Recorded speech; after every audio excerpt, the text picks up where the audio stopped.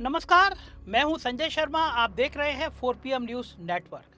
आज की वीडियो में बात करेंगे उस मुद्दे की जो इस समय हर मध्यम वर्गीय घर में, हर मिडिल क्लास घर में चाय की चाय पर चर्चा का विषय बना हुआ है। सड़क पर निकलिए, पेट्रोल पंप पर जाइए या किसी मैकेनिक की दुकान पर खड़े हो जाइए, हर जगह एक ही शिकायत सुनाई देती है। गाड़ी का माइलेज गिर रहा है, इंजन में दिक्कतें आ रही हैं और जेब पर बोझ लगातार बढ़ता जा रहा है।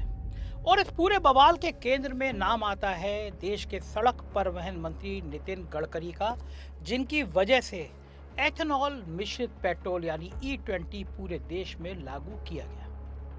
अब सवाल यह है कि आखिर यह मामला इतना बड़ा क्यों बन गया कि ये केंद्रीय मंत्री को बार बार सफाई देनी पड़ रही है, कभी टीवी इंटरव्यू में, कभी प्रेस के सामने, और अब तो उन्हें अपने परिवार की कमाई तक गिनानी पड़ रही है। चलिए इस पूरी कहानी को शुरू से समझते हैं। सबसे पहले बात करते हैं उस चीज की जिसने आम आदमी का सीधा सीधा वास्ता रहता है, उसकी गाड़ी। पिछले कुछ महीनों से सोशल मीडिया पर एक तरह की शिकायतों से भरी पड़ी है चीजें। लोग कह रहे हैं कि पहले जो गाड़ी 15 का माइलेज देती थी अब 10-11 पे आ गई है। कुछ लोगों का कहना है कि उनके इंजन में जंग जैसी लगने की समस्याएं आ रही हैं। फ्यूल पाइप और रबड़ के पुर्जे जल्दी खराब हो रहे हैं। पुरानी गाड़ियां जो एथेनॉल के लिए डिजाइन ही नहीं हुई थी, उनके मालिक सबसे ज्यादा परेशान हैं। ये कोई एक दो लोगों की बात नहीं, बल्कि पूरे देश में मिडिल क्लास परिवारों की एक जैसी शिकायत है, जिनके लिए गाड़ी सिर्फ कोई शौक नहीं है बल्कि रोजी रोटी और रोजमर्रा की जरूरत है। अब इसके जवाब में नितिन गडकरी का रुख बड़ा दिलचस्प रहा है। उन्होंने बार बार सार्वजनिक रूप से यह चुनौती दी है कि कोई भी एक भी ऐसी गाड़ी दिखा दे जो सिर्फ एथेनॉल मिले पेट्रोल की वजह से खराब हुई है। उनका कहना है ये पूरा मामला अफवाहों पर आधारित है और इसके पीछे सोची समझी मुहिम चलाई जा रही है ताकि एथेनॉल नीति को बदनाम किया जा सके। अरे गडकरी जी, आप मोदी सरकार के मंत्री हैं, अगर कोई चला रहा है तो पता कराइए। अब मोदी जी चलवा रहे तो मैं कह नहीं सकता। अब यह पहला सवाल खड़ा होता है, जब देश भर से लाखों लोग एक जैसी शिकायत कर रहे हैं तो क्या उसे सिर्फ अफवाह कहकर टाल देना काफी है? क्या सरकार का ये दायित्व नहीं बनता कि वो स्वतंत्र और पारदर्शी तरीके से जांच करवाए, जैसा मैं कह रहा हूँ, आंकड़े सामने रख के और लोगों को संतुष्ट करे? चुनौती देना आसान है, लेकिन जवाबदेही निभाना उससे कहीं ज्यादा जरूरी है। दिलचस्प बात यह है कि खुद गडकरी ने एक इंटरव्यू में यह मान लिया कि एथेनॉल की कैलोरीफिक वैल्यू पेट्रोल से कम होती है, यानी वैज्ञानिक रूप से यह तय बात है कि इससे माइलेज पर असर पड़ेगा।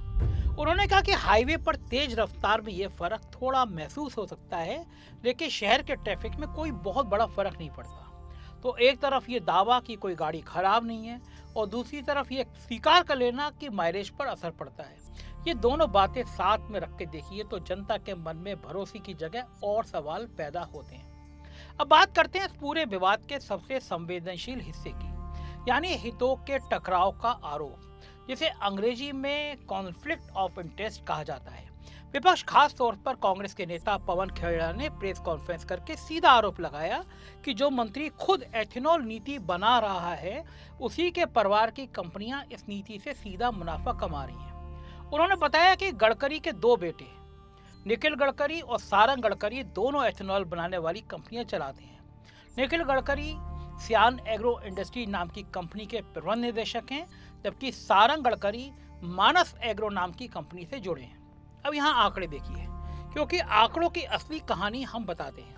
मीडिया रिपोर्टों के मुताबिक सियान एग्रो का शुद्ध मुनाफा हाल के वित्तीय वर्ष में सैकड़ों प्रतिशत की छलांग लगाकर बढ़ा है।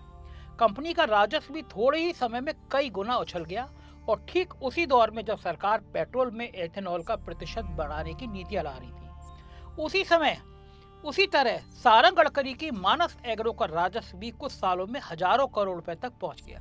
शेयर बाजार में भी इस कंपनी के शेयरों में जबरदस्त उछाल देखा गया। जब सरकार ने पेट्रोल में एथेनॉल की मात्रा को 85% तक बढ़ाने के प्रस्ताव पर विचार शुरू किया तो शेयर दौड़ गए। अब आप खुद सोचिए, ये सिर्फ इत्तेफाक है या कुछ और?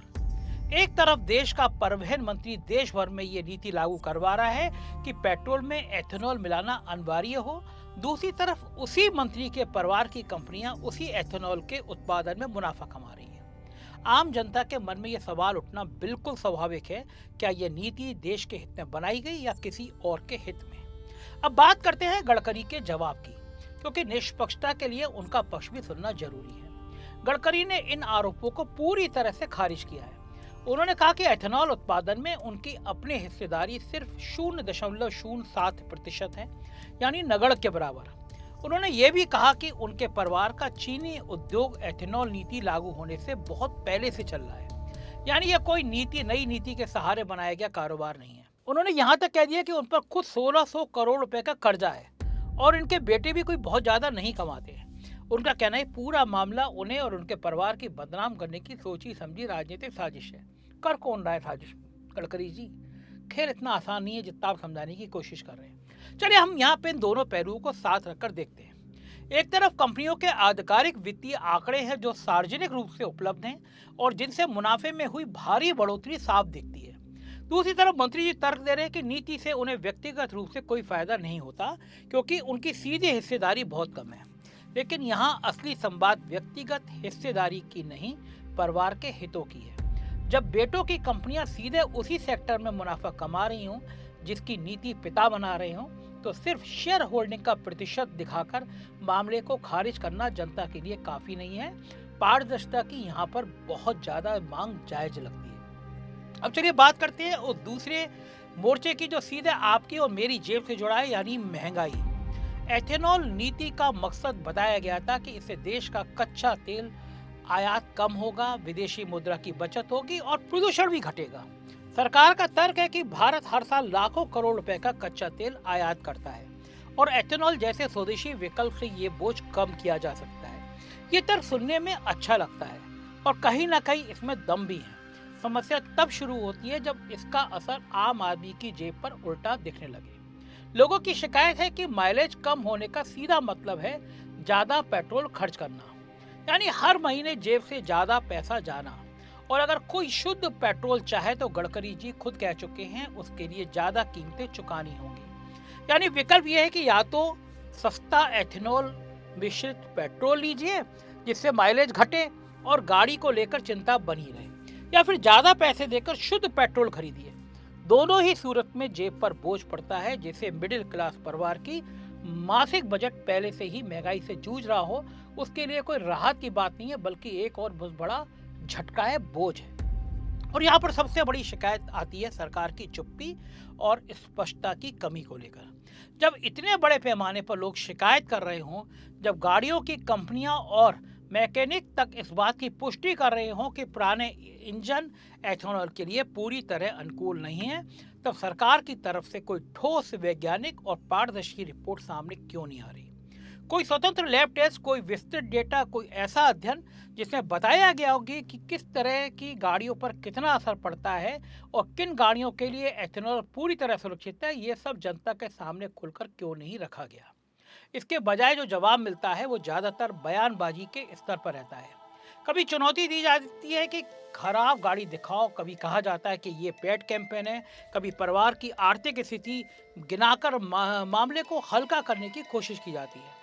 लेकिन आम जनता को जो चाहिए वो है भरोसा, और भरोसा बयानों से नहीं बल्कि पारदर्शी आंकड़ों और स्वतंत्र जांच से बनता है। जो सरकार खुद अपनी ही नीति पर उठ रहे सवालों का ठोस जवाब देने की बजाय आलोचकों को अफवाह फैलाने वाला या साजिश करता बताने लगे तो ये भरोसे को और कमजोर ही करता है।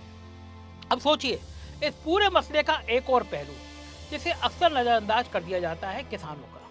एथेनॉल नीति को शुरू से ये कहकर सही ठहराया गया कि इससे किसानों को फायदा होगा, गन्ना और अनाज उगाने वाले किसानों की आमदनी बढ़ेगी।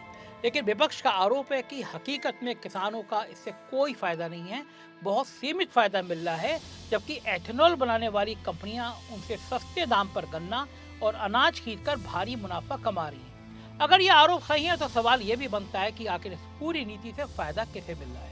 किसान को, आम उपभोक्ताओं को, या फिर उन चुनिंदा कंपनियों को जो इस सेक्टर में पहले से मौजूद थी और जिन्हें नीति ने रातों रात बूस्ट दे दिया? अब एक बार फिर से पीछे मुड़कर पूरी तस्वीर को जोड़कर देखते हैं। एक तरफ करोड़ों गाड़ी मालिक हैं जो अपनी शिकायत लेकर सोशल मीडिया मैकेनिक की दुकान पर भटक रहे हैं। दूसरी तरफ केंद्रीय मंत्री हैं जो हर शिकायत को अफवाह और साजिश बताकर खारिज कर रहे हैं।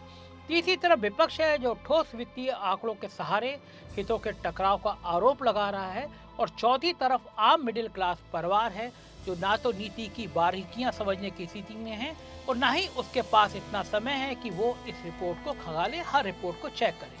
उसे बस इतना दिखता है कि उसकी गाड़ी पहले से ज्यादा परेशान कर रही है, उसका खर्चा बढ़ रहा है और जब वो सवाल पूछता है जवाब में उसे या तो चुनौती मिलती है या चुप्पी। ये वही वजह है कि ये मुद्दा सिर्फ एक तकनीकी बहस नहीं रह गया, बल्कि ये भरोसे और जवाबदेही का सवाल बन गया है। लोकतंत्र में जब कोई नीति सीधे सीधे आम आदमी की जेब और उसकी रोजमर्रा की जिंदगी को प्रभावित करती है, तो उस नीति को लेकर सरकार की जिम्मेदारी और बढ़ जाती है कि वो हर सवाल का पारदर्शी जवाब दे। सिर्फ ये कह देना कि आंकड़े झूठ है या ये कह देना कि विरोधी राजनीति साजिश कर रहे हैं समस्या का समाधान नहीं है। असली समाधान है कि स्वतंत्र जांच, सार्वजनिक आंकड़े और ऐसी नीति जिससे आम आदमी के हितों को, परिवार को या किसी कंपनी के ऊपर रखा जाए। ये भी समझना जरूरी है कि विज्ञान और नीति निर्माण में ये आम बात है कि किसी बदलाव के फायदे और नुकसान दोनों होते हैं। एथेनॉल मिश्रण से प्रदूषण घटाने और आयात बिल कम करने का तर्क पूरी तरह से गलत नहीं है।